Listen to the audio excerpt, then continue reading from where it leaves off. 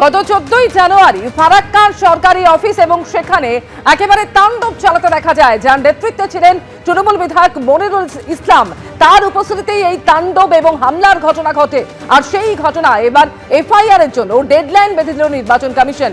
আজ বিকেল 5টা পর্যন্ত সময় দেওয়া হয়েছে। বিকেল 5টার মধ্যে এফআইআর করতে হবে, এমনই ডেডলাইন নির্বাচন কমিশনের। জেলা নির্বাচনী আধিকারিককে এই নির্দেশ দিয়েছে নির্বাচন কমিশন। এর আগে 14ই জানুয়ারি ফারাক্কার সরকারি অফিসে মনিরুল ইসলামের উপস্থিতিতেই তাণ্ডবের ঘটনা ঘটে। আজ বিকেল 5টা পর্যন্ত সময় বেঁধে দেওয়া হয়েছে। এফআইআর করার ডেডলাইনের নির্দেশ নির্বাচন কমিশনের। ফারাক্কায় সরকারি অফিসে তাণ্ডবের 8 দিনের মাথায় এই নির্দেশ দিল নির্বাচন কমিশন।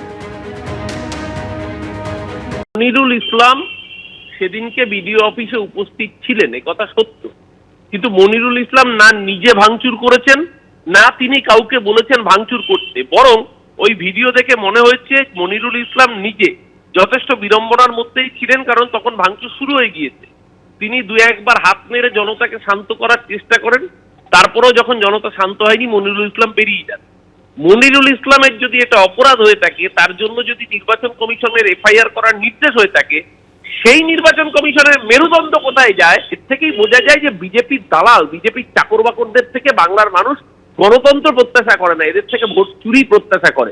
14ই জানুয়ারির ছবি আপনাদের দেখালাম, যখন ফারাক্কার সরকারি অফিসে একেবারে তাণ্ডব চালাতে দেখা যায়, যার নেতৃত্বে ছিলেন তৃণমূল বিধায়ক মনিরুল ইসলাম।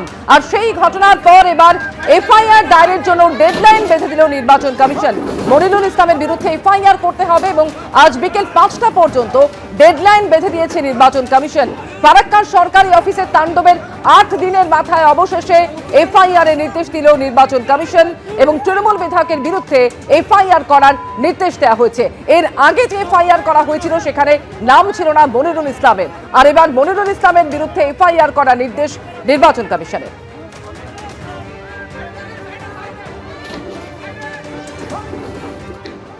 যে এসআইআর চলছে এটা সম্পূর্ণভাবে ইলেকশন কমিশনের একটা প্রক্রিয়া। অভিযোগ নির্বাচন কমিশনকে জানিয়েছে, এগুলো দেখবার দায়িত্ব নির্বাচন কমিশনের, বিজেপির নয়।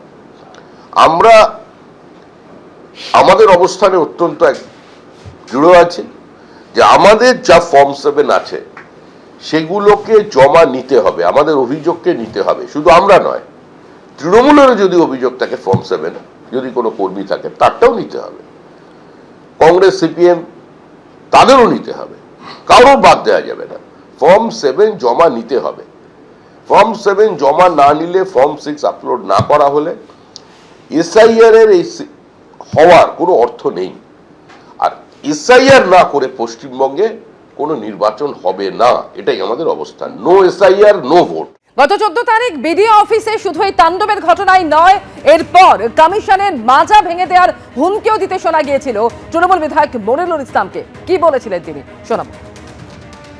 ঝান্ডা চলবে না, লাঠিতে বাঁধতে হবে, লাঠিতে। কোমরকে ঢিলা করে দিতে হবে নির্বাচন কমিশনে, কোমরকে ঢিলা করে দিতে হবে নির্বাচন কমিশনে। মানুষকে নিয়ে ছেলাকেলামি করছো, আর তুমি নিরাপত্তা নিয়ে ঘেরাটোপের মধ্যে আছো না, তুমি আকাশে আছো। পাতাল থেকে ছেঁচড়ে বের করবো, পাতাল থেকে বের করবো। নির্বাচন কমিশনের এখান থেকে আমি বলতে চাই, ওনাকে পদত্যাগ করা উচিত।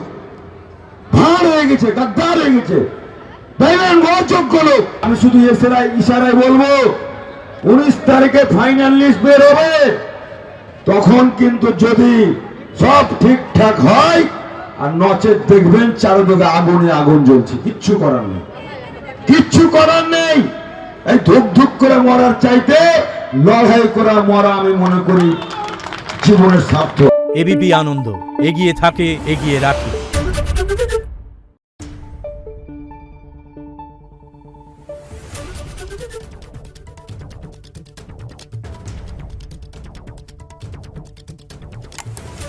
Thank you.